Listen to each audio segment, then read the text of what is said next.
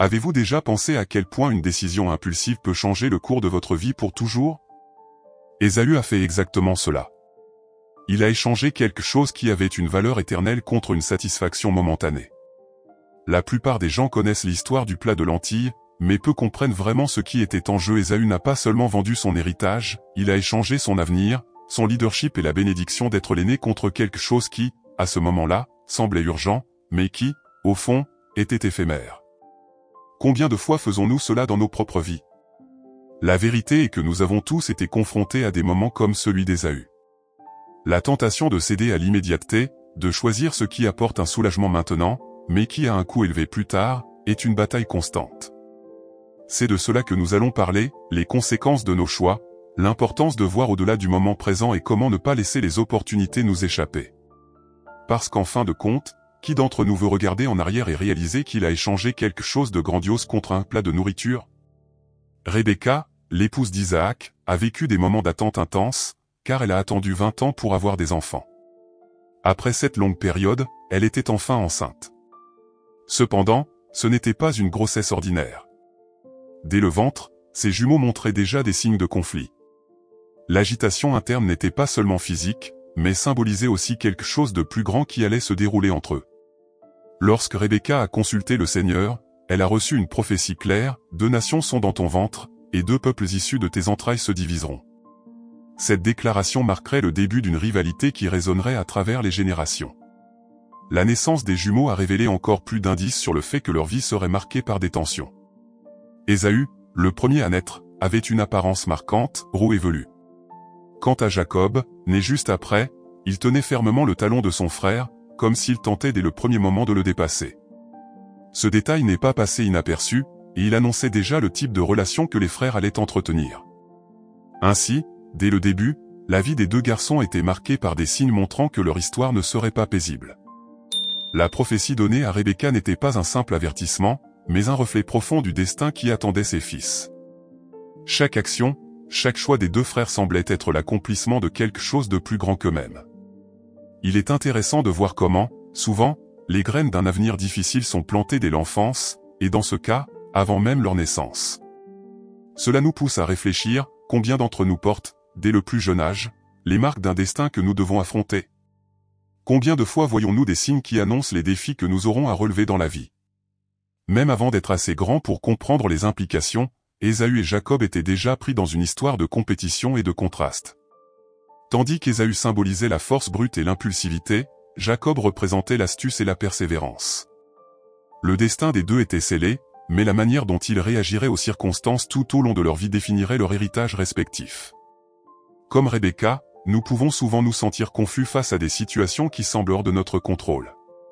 Cependant, comme ce fut son cas, la sagesse réside dans la recherche du discernement. La prophétie que Rebecca avait reçue ne modelait pas seulement les vies d'Ésaü et de Jacob, mais aussi le destin de nations entières. Elle savait que ses fils joueraient des rôles qui dépassaient le cadre familial et influenceraient les générations futures. En même temps, cette révélation représentait un fardeau. Imaginez savoir que vos enfants seraient constamment en rivalité et que, malgré tous vos efforts, vous ne pourriez empêcher ce destin de se réaliser. Cette même tension existe dans nos vies. Combien de fois savons-nous ce qui est à venir, mais nous nous trouvons impuissants à changer le cours des événements?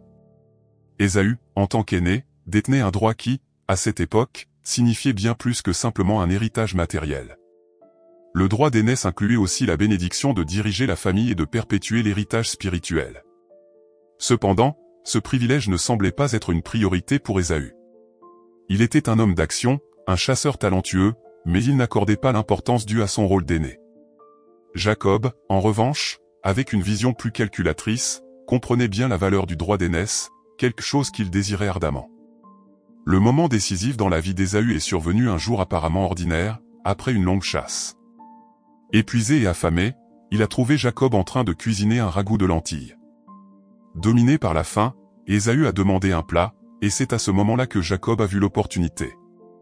Avec froideur et précision, Jacob a fait une proposition, Ésaü pouvait avoir le ragoût, mais en échange, il devait céder son droit d'aînesse.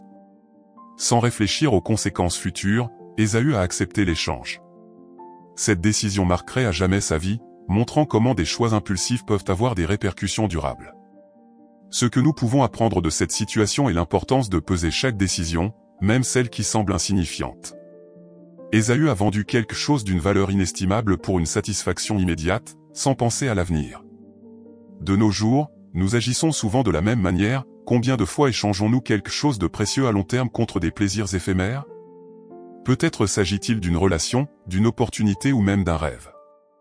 Il est essentiel de se rappeler que le prix d'une décision irréfléchie peut être élevé, et que ses conséquences peuvent nous accompagner longtemps.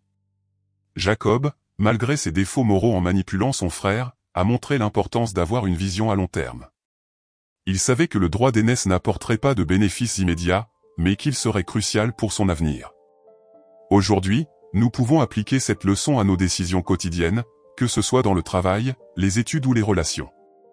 Avoir un plan et penser stratégiquement aux conséquences à long terme peut faire la différence entre le succès et le regret. Cet échange entre Ésaü et Jacob a été bien plus qu'une simple transaction familiale. Il symbolise comment le destin des deux frères a commencé à s'entrelacer de manière irréversible. Ésaü, avec son impulsivité, a renoncé à quelque chose qu'il aurait dû protéger, tandis que Jacob, avec son astuce, a fait un pas décisif vers l'accomplissement de la prophétie. La vie nous enseigne que, bien souvent, ce sont les petites décisions qui finissent par façonner le cours de notre histoire, même si, sur le moment, nous n'en percevons pas l'importance. Quand Isaac, déjà avancé en âge, a réalisé que ses jours étaient comptés, il a décidé de bénir Ésaü, son fils aîné, comme le voulait la tradition. Cette bénédiction était un moment crucial, car elle déterminait l'avenir de la direction familiale. Cependant, Rebecca, qui connaissait déjà la prophétie concernant ses fils, est intervenue pour s'assurer que Jacob, et non Ésaü, reçoivent cette bénédiction. Elle savait que la bénédiction impliquait bien plus que des richesses, elle portait la promesse spirituelle et l'avenir de générations entières. Ainsi, avec un cœur lourd, elle a élaboré un plan pour tromper son mari. Le plan consistait à déguiser Jacob en Ésaü afin qu'Isaac, aveuglé par la vieillesse, le confonde et lui accorde la bénédiction. Jacob, bien qu'initialement réticent, a fini par accepter le stratagème. Vêtu des habits d'Ésaü et couvert de peaux d'animaux pour imiter la peau rugueuse de son frère, il s'est présenté devant Isaac.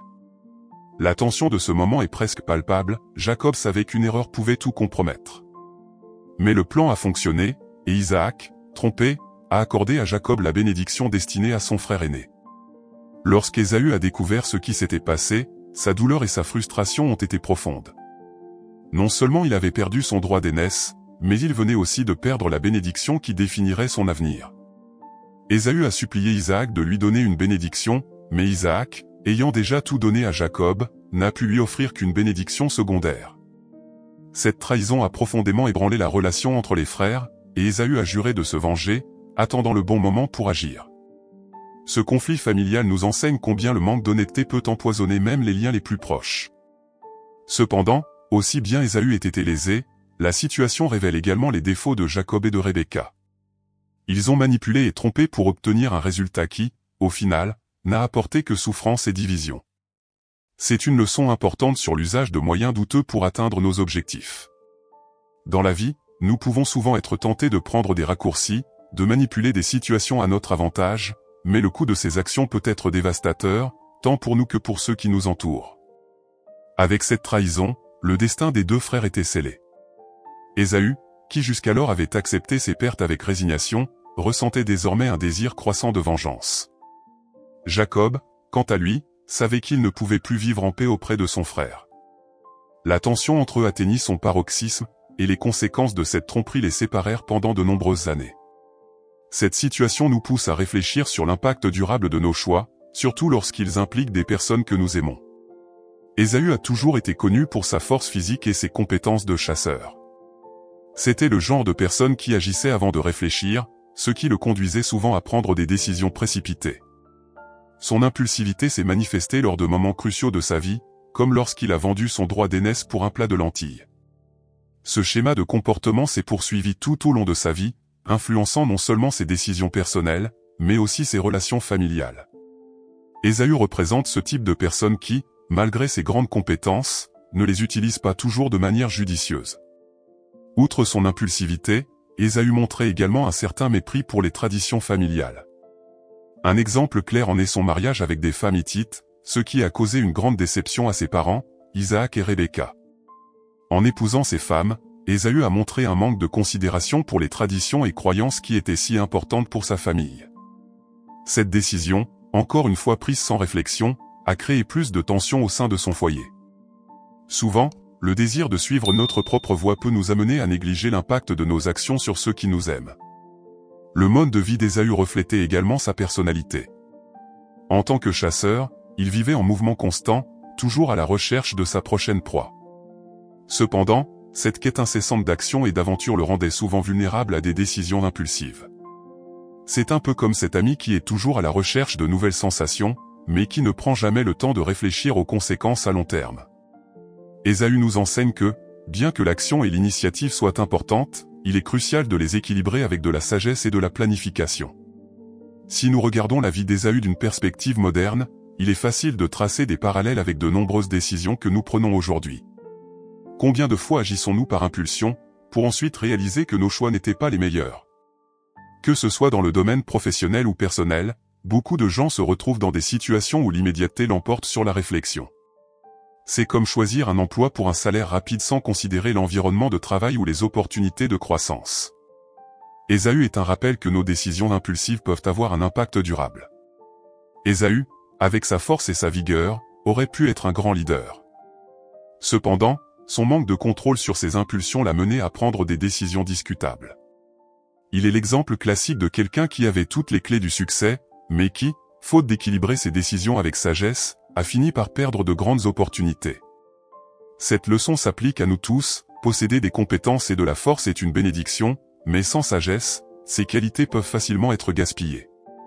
Ainsi, sa vie nous prépare à comprendre l'importance du pardon et de la réconciliation.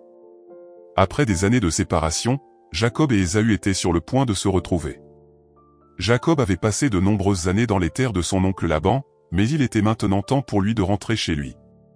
La tension était palpable, car Jacob savait qu'il avait trompé son frère par le passé. Cette rencontre pourrait facilement se transformer en un affrontement plein de rancune et de vengeance. Cependant, en voyant Ésaü approcher avec ses 400 hommes, Jacob, dans un geste d'humilité, se prosterna cette fois devant son frère. Était-ce la fin de Jacob et de sa famille? Il était prêt à se soumettre, à montrer son repentir, et c'est alors qu'un événement surprenant se produisit. Au lieu de chercher vengeance, Ésaü courut vers Jacob et l'embrassa, les larmes aux yeux. Ce moment de réconciliation est puissant, car il reflète quelque chose de bien plus profond que le simple pardon entre deux frères. Ésaü, malgré toute la douleur et la frustration qu'il avait endurée à cause de la trahison de Jacob, choisit de pardonner.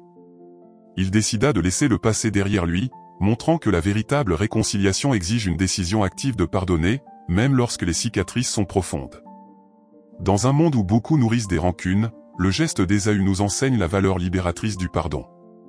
La décision d'Ésaü de pardonner Jacob a transformé non seulement leur vie, mais aussi l'avenir de leur famille. Combien de fois nous accrochons-nous au passé, laissant nos anciennes blessures nous empêcher d'avancer? Ésaü aurait pu exiger vengeance ou réparation, mais à la place, il choisit la paix. Cette attitude de réconciliation est quelque chose que nous pouvons appliquer dans nos propres vies. Pensez aux personnes avec qui vous avez des conflits aujourd'hui. Est-ce que le pardon et la réconciliation ne pourraient pas apporter plus de soulagement que de prolonger le conflit? Cette rencontre entre Jacob et Ésaü nous rappelle également que, peu importe les erreurs que nous avons commises dans le passé, il y a toujours une chance de rédemption. Jacob était sincèrement repentant, et son attitude devant Ésaü le montrait. La même chose vaut pour nos vies, peu importe les erreurs que nous avons faites, il y a toujours un espace pour l'humilité et la recherche de la réconciliation. Souvent, ce qui nous sépare de la réconciliation, c'est l'orgueil ou quelque chose que Jacob a réussi à surmonter en se prosternant devant Ésaü. Le pardon d'Ésaü nous montre qu'il est possible de reconstruire des relations, même après des trahisons profondes. Et par là, il nous prépare à comprendre l'héritage qu'il laissera à travers ses descendants.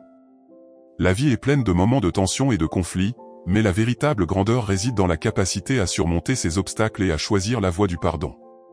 Cette réconciliation est un point clé dans l'histoire des deux frères et ouvre la voie à une meilleure compréhension de la manière dont les choix d'Ésaü façonneraient les générations futures. Ésaü, bien qu'il ait été écarté dans de nombreux aspects de sa vie, a construit un héritage durable à travers sa descendance. Il s'est établi dans une région connue sous le nom d'Édom, et ses descendants sont devenus les Édomites, un peuple qui a joué un rôle significatif dans l'histoire biblique. Le nom d'Édom est directement lié à la couleur rougeâtre d'Ésaü et à l'épisode des lentilles, montrant comment des détails apparemment insignifiants peuvent avoir une grande importance au fil du temps. Édom est devenu un royaume puissant, et les Édomites ont maintenu une rivalité constante avec Israël, le peuple de Jacob. Le fait qu'Ésaü soit devenu le patriarche des Édomites est un exemple clair de la manière dont, même après une vie de choix impulsifs et de conflits, il est possible de laisser un héritage fort. L'histoire d'Ésaü nous rappelle que, même lorsque nous faisons face à des adversités et à des pertes, il y a toujours une opportunité de construire quelque chose de durable. Souvent, les circonstances semblent nous abattre, mais la capacité de se relever et de laisser une marque est ce qui définit véritablement la grandeur. Ainsi, le royaume d'Édom symbolise cette résilience et la capacité d'Ésaü à avancer, malgré les obstacles. La relation entre les Édomites et les Israélites n'a pas toujours été pacifique. Pendant des siècles, ces deux peuples, descendants de frères, ont maintenu une rivalité marquée par des tensions territoriales et politiques. Cette animosité nous fait réfléchir sur les effets des conflits familiaux qui s'étendent sur plusieurs générations. Ce qui a commencé par une dispute entre deux frères s'est transformé en une rivalité entre nations. Cela montre comment les actions d'une génération peuvent avoir des répercussions profondes et durables sur les générations suivantes. Combien de fois négligeons-nous de résoudre des conflits personnels qui finissent par se refléter chez nos enfants et petits-enfants? Malgré cette rivalité historique, l'héritage d'Ésaü va au-delà des conflits. Il fut un leader dans sa propre terre et, à travers sa lignée, ses descendants ont continué d'influencer l'histoire biblique. La vie d'Ésaü nous enseigne que, même après avoir subi des défaites personnelles, il est possible de construire quelque chose de significatif. Même lorsque les opportunités semblent perdues, il y a toujours une nouvelle chance de laisser un héritage, que ce soit dans notre famille, notre travail ou notre communauté. Ésaü fut, à bien des égards, l'archétype de l'homme résilient, quelqu'un qui, malgré de grandes pertes, a su persévérer. L'héritage d'Ésaü et l'ascension du royaume d'Édom sont la preuve que les circonstances initiales de la vie ne doivent pas définir son issue. Même s'il a perdu la bénédiction et le droit d'aînesse, il a su utiliser les opportunités qui se sont présentées pour construire quelque chose de durable. Cette leçon s'applique à nous tous, les pertes et les défaites que nous subissons ne doivent pas marquer la fin de notre histoire. Nous pouvons, tout comme Ésaü, trouver de nouvelles façons de prospérer et de laisser un héritage qui perdure, même si la vie ne s'est pas déroulée comme prévu. Maintenant que vous comprenez mieux l'histoire d'Ésaü, la grande question est, que ferez-vous de cette connaissance? Êtes-vous en train d'échanger votre avenir contre des satisfactions momentanées, tout comme il l'a fait? Peut-être êtes-vous sur le point de prendre une décision qui, pour l'instant, semble irrésistible, mais qui pourrait vous coûter très cher à long terme. Il est temps de réfléchir à cela. Pensez au domaine de votre vie où vous cédez à l'immédiateté et considérez ce qui pourrait changer si vous pensiez à long terme. Est-ce que cela en vaut la peine? La vérité est que chacun d'entre nous a la chance de changer, de faire de meilleurs choix, de ne pas répéter les erreurs d'Ésaü. Mais cela demande du courage, de la planification et la volonté de renoncer à ce qui est facile maintenant pour atteindre quelque chose de plus grand plus tard. Et vous, êtes-vous prêt à le faire? Êtes-vous prêt à transformer votre vie et à faire des choix qui vous mèneront là où vous voulez vraiment être? Si vous avez aimé ce contenu et que vous souhaitez continuer à apprendre davantage sur ces histoires transformatrices, abonnez-vous à la chaîne et activez les notifications. Il y a encore beaucoup à venir, et vous ne voudrez pas manquer cela. Que Dieu vous bénisse et à la prochaine.